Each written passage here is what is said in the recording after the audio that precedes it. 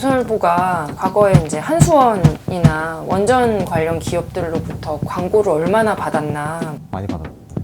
많이 받았어요. 보수 경제지들이 태양광 발전 때문에 산사태가 났다. 에너지 문제 해결에는 안전하고 대량 생산이 가능한 원전이 대안이다. 뭐 이런 얘기들을 할 것으로 이제 기대됩니다.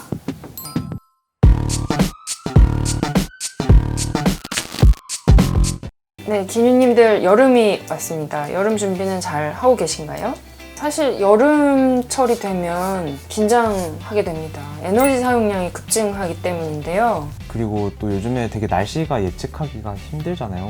또 폭염도 엄청 심할 거라고 하더라고요, 기상청에서. 사람들이 에너지 문제에 관심이 늘어나니까 언론에서도 많은 보도를 하고 있는 것 같아요. 사실 근데 따져볼 게 많죠. 그래서 오늘 저희가 준비했는데요. 왜 재생에너지는 환영받지 못할까?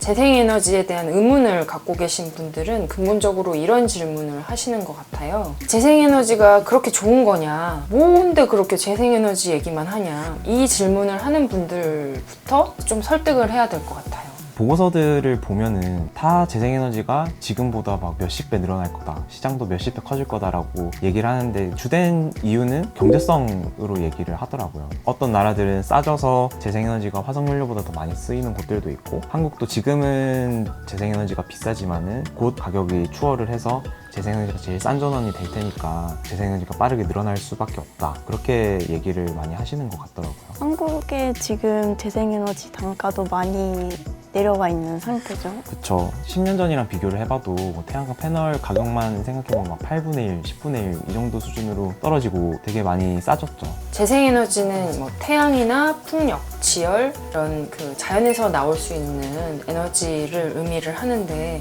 근데 이 자연이라는 게 굉장히 외부 환경에 취약할 거다, 기후 변화에 취약할 거다, 이런 전망들이 있잖아요. 이런 불안감을 해소할 수 있는 방법들은 없나요? 네, 그래서 이 변동성을 조금 줄이려고 에너지 저장 장치라고 해서 과다하게 생산되는 전력은 저장하고 필요할 때 사용할 수 있는 그런 기술들도 계속 개발되고 있고요. 한전에서도 신재생 에너지 발전량 예측 시스템을 통해서 그 변동성을 사전에 미리 예측하고 공급과 수요를 조절하려고 계속 노력하고 있어요. 이렇게 재생에너지가 늘어나는 추세면 사실 기업이 투자를 한다는 의미잖아요. 그러면 일자리 전망도 밝을 것 같은데. 사실은 지금 한국에서 기업들이 되게 고민이 많을 것 같아요. 뭐 두산중공업이나 GS, S오일, 그다음 SK에너지, 뭐 타석연료에 의존하는 기업들이 되게 많잖아요. 그래서 앞으로 이 기업들의 일자리 문제들이 좀 심해질 수도 있는데, 재생에너지 산업이 커지니까 여기서 또 경쟁력을 찾을 수 있을 거다. 그래서 최근에 컨설팅 업계 1위인 업체의 조사에 따르면 EU의 넷제로 전환을 분석해보니 제대로 넷제로로 전환이 된다면 일자리가 500만 개나 생기게 된다고 하더라고요.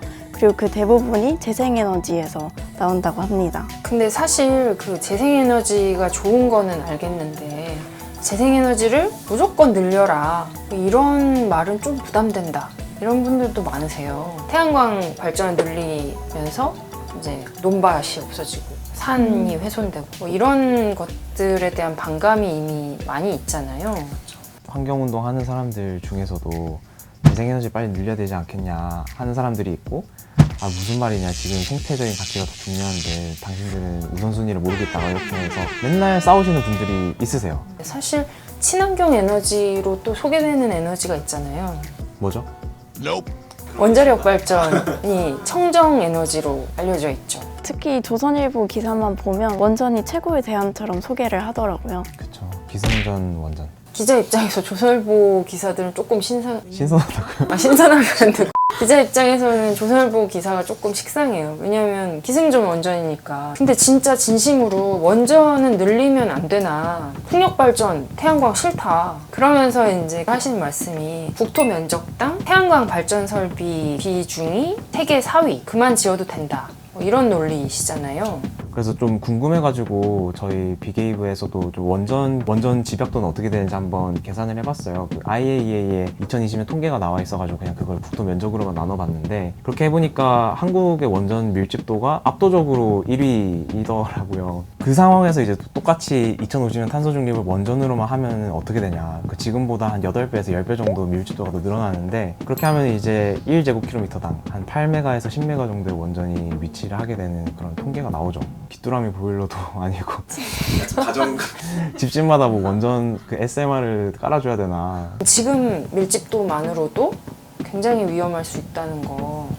사실 재생에너지를 왜 늘려야 되지? 그런 질문에 답변이 될 수 있는 게 우리나라의 수출입 기업들이나 그리고 뭐 대기업들, 아리백을 선언한 기업 같은 경우에는 전 세계적으로 탈탄소화를 시행되고 있는 외국의 정책에 맞춰서 사업을 해야 되는데 우리나라가 재생에너지를 늘리지 않는다? 그러면 기업들은 해외로 이전할 수밖에 없는 상황도 벌어지게 되는 거죠. 너네들 제품을 뭐 화석연료 써서 하면은 너네들 거 수입 안 할 거야. 너네들 제품 안 살 거야. 너네들 거에 관세 매길 거야. 이렇게 얘기를 하니까 그런 게 굉장히 우려스럽죠, 사실은.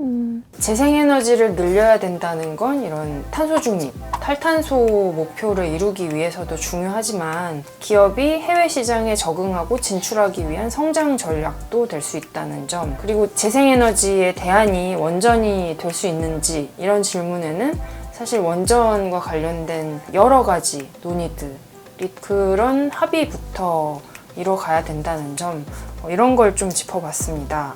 다음 시간은 그 빌 게이츠와 원자력 업계에서 말하는 원전의 희망, 탄소 중립의 구원투수, 소형 모듈 원전 SMR에 대해 얘기를 해보겠습니다. 그럼 다음에 또 봐요.